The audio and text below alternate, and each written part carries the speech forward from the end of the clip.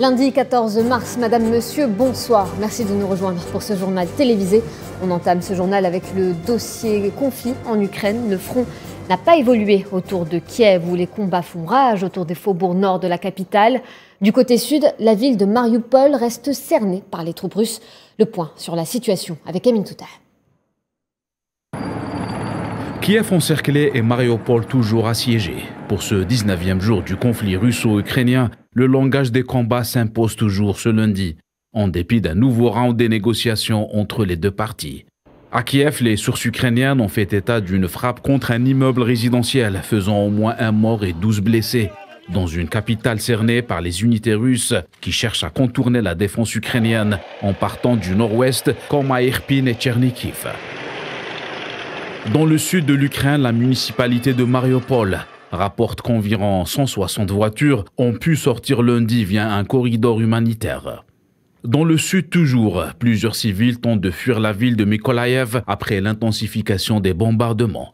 Les affrontements se sont également décalés à l'ouest du pays après que des frappes russes ont visé la base militaire de Yavoriv à une vingtaine de kilomètres seulement de la frontière polonaise.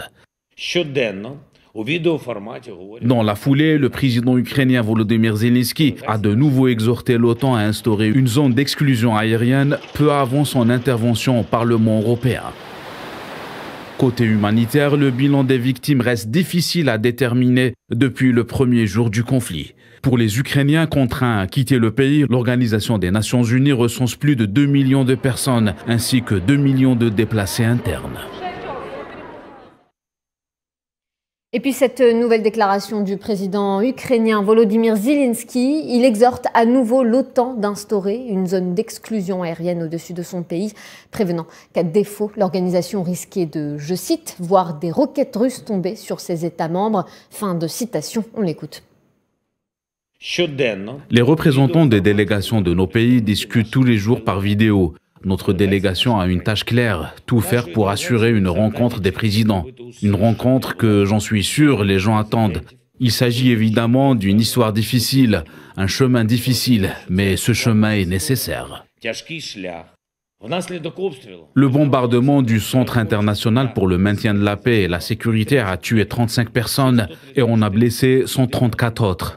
Il ne s'est passé rien qui puisse menacer le territoire de la Fédération de Russie. Et à seulement 20 km de là se trouvent les frontières de l'OTAN. Et je le répète encore une fois, si vous ne verrouillez pas notre ciel, ce n'est qu'une question de temps. Les roquettes russes vont tomber sur votre territoire, sur le territoire de l'OTAN, sur les maisons des citoyens des pays. Au moins 23 civils tués et pas moins de 18 autres blessés à Donetsk par une frappe ukrainienne. Moscou accuse Kiev de crimes de guerre. C'est ce qu'annonce un communiqué du comité d'enquête russe. De son côté, l'armée ukrainienne a démenti avoir tiré ce missile.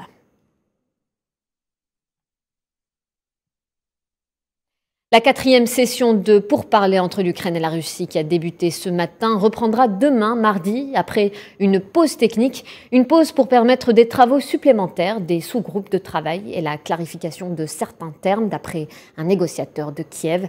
Lors de cette nouvelle session de pourparlers, Kiev va demander un cessez-le-feu et le retrait des troupes russes, toujours d'après un négociateur ukrainien.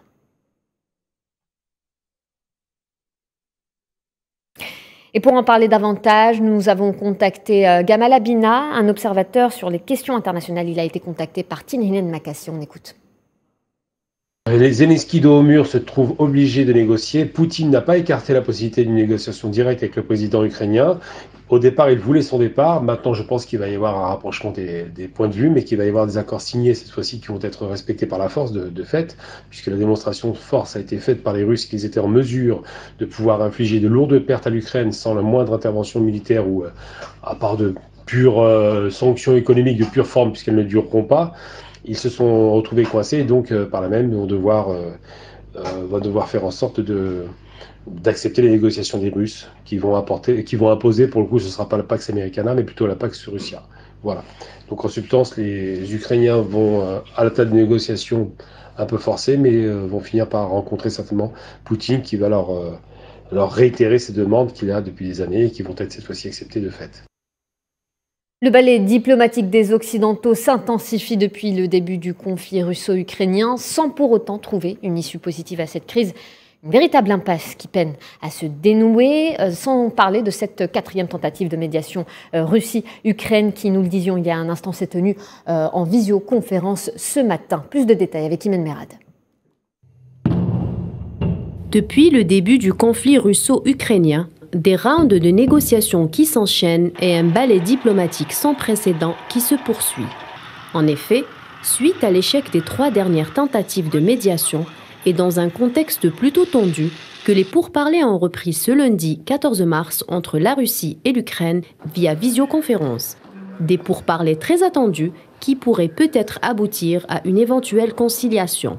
Cependant, les négociations ont été suspendues et reprendront mardi. Selon un négociateur ukrainien, il s'agirait d'une pause technique qui va leur permettre d'effectuer certaines clarifications. Wendy Sherman, secrétaire d'État adjointe des États-Unis, a pour sa part déclaré que la Russie exprimait des indices d'une intention de s'engager dans des pourparlers constructifs pour tenter de trouver une issue positive à la crise ukrainienne qui perdure depuis 19 jours. Des déclarations qui vont à contresens avec ce qu'a déclaré dimanche le ministre français des Affaires étrangères, Jean-Yves Le Drian, selon lequel les discussions sur un cessez-le-feu n'avançaient pas. Le secrétaire d'État américain Antony Blinken et son homologue ukrainien Dmytro Kuleba ont évoqué dimanche lors d'un appel les efforts diplomatiques pour apaiser les tensions en Ukraine, a indiqué le département d'État dans un communiqué. Le ministre des Affaires étrangères du Qatar, Mohammed Ben Abdelrahman Al Thani, a déclaré ce lundi que son pays soutenait les efforts internationaux pour trouver une solution pacifique à la crise en Ukraine.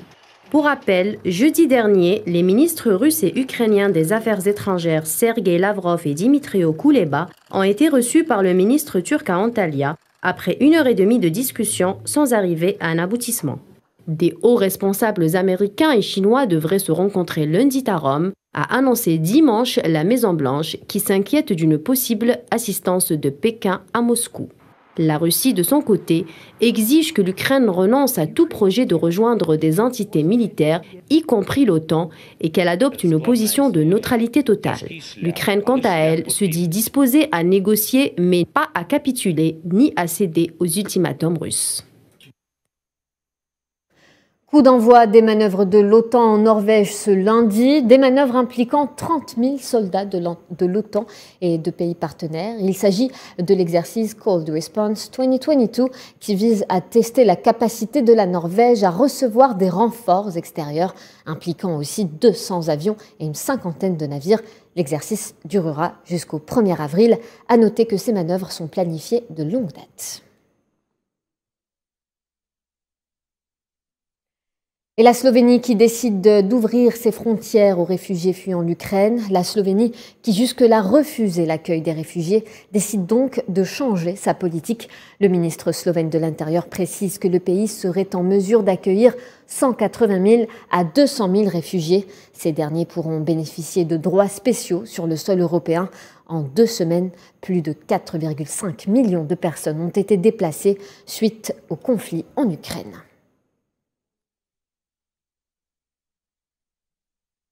Et ces réfugiés qui fuient l'Ukraine par millions se sont déplacés sans masque et ont été autorisés à quitter le pays sans certificat de vaccination ni preuve de test négatif à la Covid-19.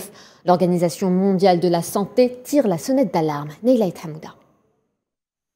Le conflit en Ukraine fait passer le Covid-19 au second plan. Les déplacements et le regroupement de populations ukrainiennes ont été faits sans surveillance du virus. Les masques et la distanciation sociale totalement absents. Résultat, le pays est de nouveau confronté à une progression fulgurante de la pandémie. Le taux de cas de contamination et le nombre de décès se sont élevés. La situation inquiète l'Organisation internationale de la santé. Elle encourage les pays accueillant les réfugiés à proposer tests et vaccinations contre le Covid-19.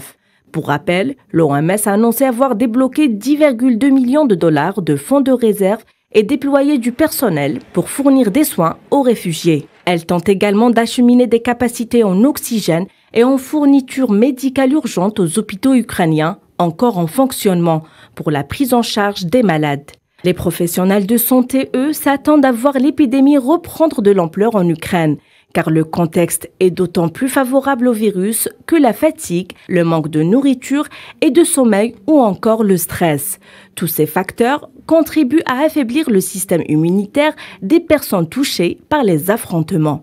L'impact du conflit en Ukraine pèse lourdement sur la santé publique, où la couverture vaccinale contre le Covid-19 est faible.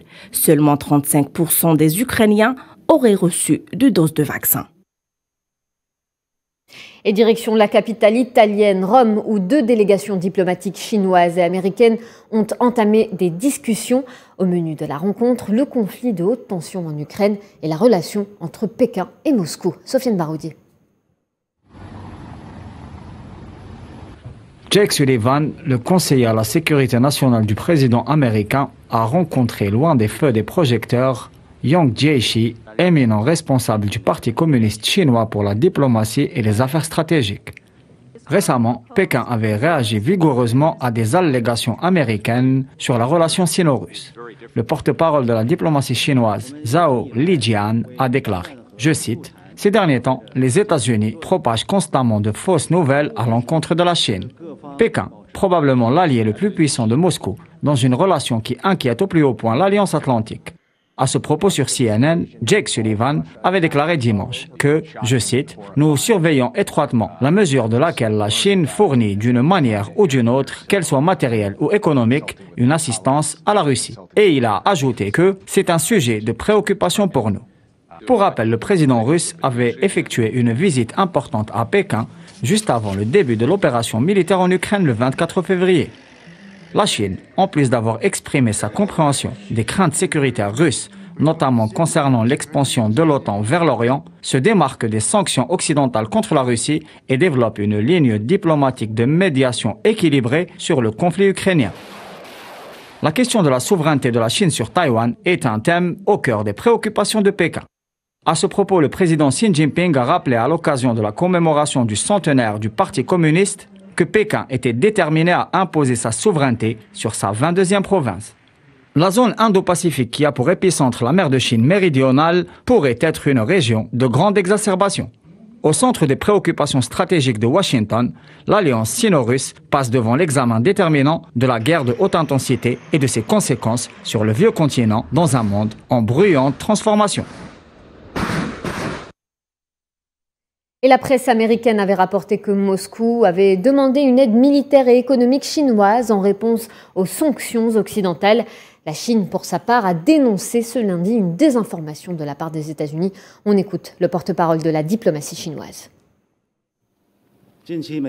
Récemment, les États-Unis ont diffusé une série de fausses nouvelles visant la Chine sur la question de l'Ukraine, avec des intentions malveillantes. La position de la Chine sur la question de l'Ukraine a été claire et cohérente. Nous avons toujours joué un rôle constructif en appelant à la paix et aux négociations. La question la plus urgente à l'heure actuelle est que toutes les parties fassent preuve de retenue, refroidissent la situation tendue au lieu de jeter de l'huile sur le feu et favorisent une résolution diplomatique au lieu d'aggraver la situation. Les négociations de Vienne sur le nucléaire iranien sont à l'arrêt complet depuis quelques jours. La Russie est accusée par les Occidentaux de vouloir bloquer les négociations. Les Iraniens, eux, estiment que les États-Unis sont le principal obstacle. D'ailleurs, le ministre iranien des Affaires étrangères, Hossein Amir Abdollahian, devra se rendre demain à Moscou dans le cadre des négociations. Souhila Akilal. Le ministre iranien des Affaires étrangères Hossein Amir Abdollahian doit se rendre mardi à Moscou pour poursuivre les discussions sur le nucléaire. Les négociations qui semblaient sur le point d'aboutir il y a tout juste une semaine ont été suspendues vendredi suite aux exigences russes. Frappée par des sanctions occidentales après l'invasion de l'Ukraine, la Russie a demandé aux Américains la garantie que ces mesures de rétorsion n'affecteraient pas sa coopération économique avec l'Iran. Revendication jugée hors sujet par le chef de la diplomatie américaine, Antony Blinken. La Russie est ainsi accusée par les Occidentaux de freiner le dialogue et d'empêcher de trouver un accord définitif au nucléaire iranien. Chose que réfute catégoriquement le négociateur russe qui dénonce les tentatives de rejeter toute la faute sur Moscou.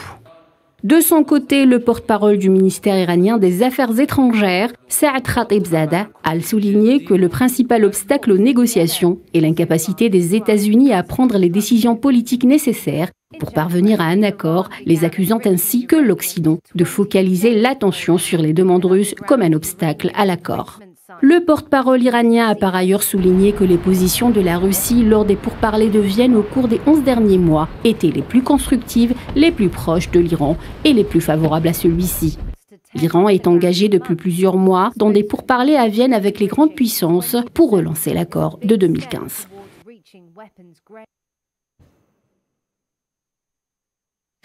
C'est officiel, le réseau social Instagram est interdit par la Russie dès aujourd'hui.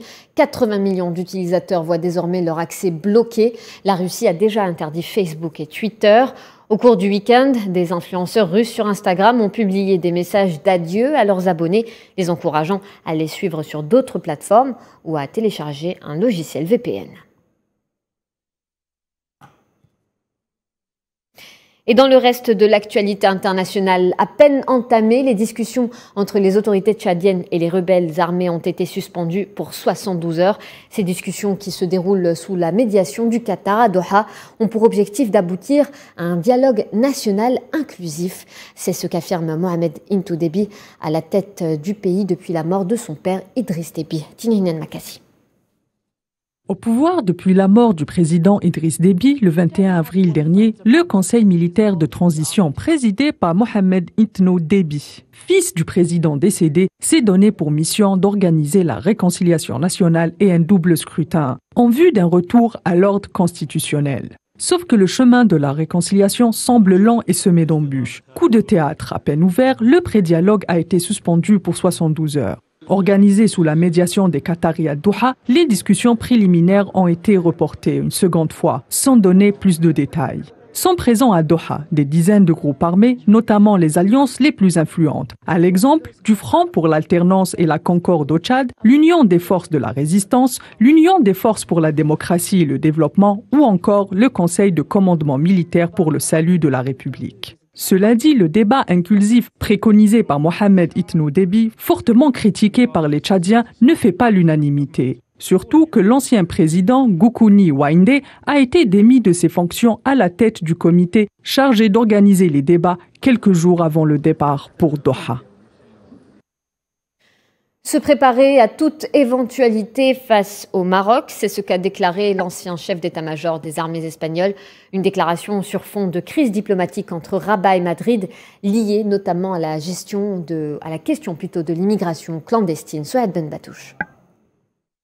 C'est dans un contexte tendu entre Rabat et Madrid que l'ancien chef d'état-major des armées espagnoles, Alejandro Alejandre, dans une interview accordée au journal The Objective, souligne non seulement la détérioration des relations entre le Maroc et son pays, mais aussi exprime l'inquiétude de l'Espagne vis-à-vis des menaces de Rabat sur les îles de Ceuta et Melilla. Le chef des armées entre 2017 et 2020 déclare la disposition de Madrid à l'affrontement.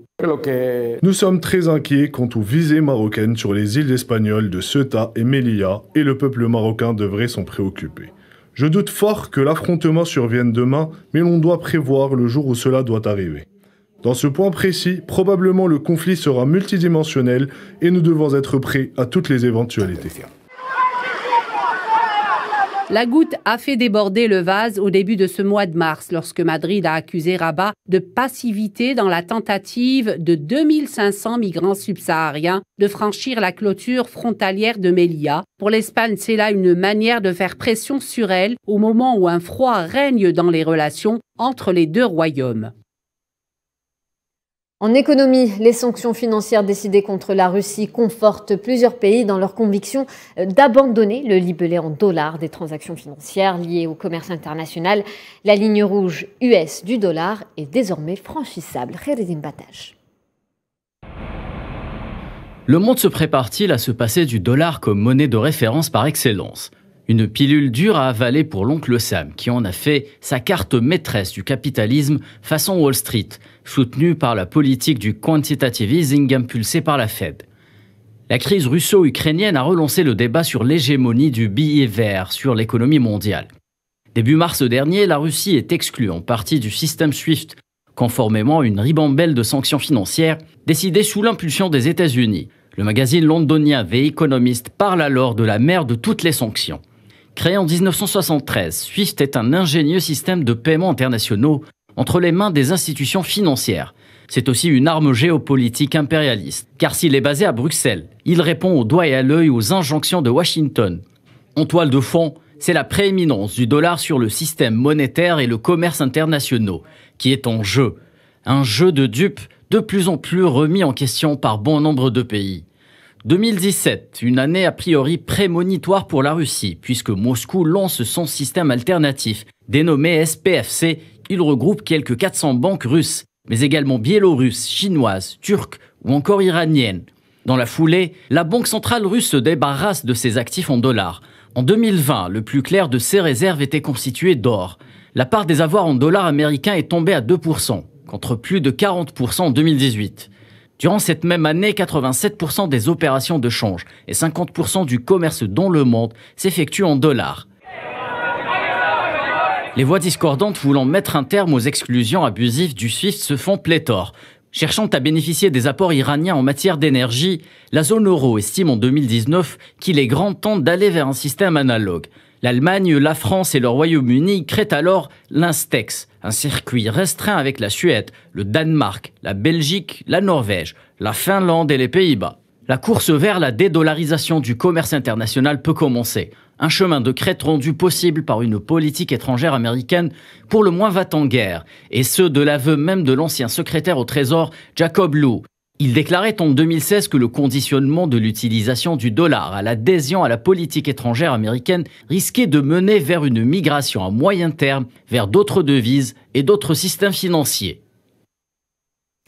En sport, tournoi Union nord-africain pour les U17 du 14 au 25 mars à Alger avec la participation de 5 pays dont l'Algérie, pays hôte, le Maroc, la Tunisie, l'Égypte et la Libye. Le match d'ouverture du tournoi UNAF a eu lieu aujourd'hui entre l'Algérie et la Libye. Les Verts d'Algérie ont réussi à remporter le match sur le score d'1-0. L'unique but du match était inscrit par Djoubair Balouli à la 39e minute. On écoute la réaction de l'entraîneur d'Algérie, Roman Areski. C'est la première fois que nos joueurs jouent un match international, quel que soit le contexte, amical ou officiel. L'objectif de cette compétition est de préparer les équipes nord-africaines aux prochaines échéances et aux prochaines compétitions. La qualification de la Coupe d'Afrique des Nations des U17, où l'Algérie est pays organisateur qui est déjà qualifié. Comment j'ai passé le match? On a fait un très bon match. Je suis content, j'ai marqué. Je suis content de mon premier match et le tournoi se commence bien. Sport toujours avec la Coupe de la Confédération africaine. Lors de la 4e journée, la JS Saoura a fait l'essentiel hier face au club libyen Al Ittihad. 3 points de plus pour les Bacharis. Les protégés de Qays Yacoubi ont obtenu la victoire d'1-0 en inscrivant le seul but de la rencontre et le plus rapide de la compétition cette saison. 36 secondes ont suffi à Balatrash Oussama pour ouvrir le point. Soura est désormais deuxième du groupe B à 2 points du nouveau leader Orlando Pirates. On écoute l'entraîneur de la JS Saoura, Qays Yacoubi, au micro de Mustapha Bourara.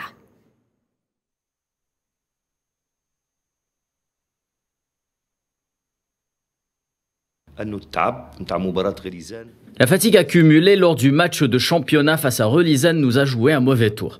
Nous avons le temps cette semaine pour revoir le match, voir nos fautes. Maintenant, les cartes sont redistribuées à nouveau dans le groupe. On est au même niveau qu'à l'Ittihad, on a le même classement. Je ne vous mentirai pas si je vous dis on joue avec ce niveau et on gagne les 6 points des 2 prochains matchs. Je signerai de suite parce que c'est ce qui est important dans des matchs pareils. C'est la qualification. On va parler culture avant de se quitter. Tour d'horizon ce soir sur le continent africain. Amira Beja nous fait découvrir les nouvelles culturelles. On regarde. On commence par la ville de Qsr el-Hadj au nord-ouest de la Libye. Une énorme assiette de couscous réalisée par les meilleurs chefs libyens afin de célébrer la journée libyenne du couscous. L'objectif est de réaliser le plus grand plat de couscous au monde. Au programme de ce festival, des spectacles de musique, des expositions d'art plastique et d'industrie traditionnelle de la région. La renommée du couscous est internationale. Il est entré au patrimoine culturel immatériel de l'UNESCO en décembre 2020. De la nourriture du corps à celle de l'esprit, direction le Mali, à la galerie virtuelle qui présente les trésors du patrimoine malien. L'héritage et l'excellence académique d'Afrique est désormais à portée de main. La collection, appelée Mali Magique, a été constituée par l'entreprise américaine Google, en collaboration avec des partenaires locaux. Au-delà des célèbres manuscrits de Tombouctou, on y retrouve de la danse de l'ethnie Dongou ou encore une image de la construction de la grande mosquée de Jané. Selon l'UNESCO, les mosquées de Tombouctou ont joué un rôle important dans la propagation de l'islam en Afrique pendant le 15e et le 16e siècle.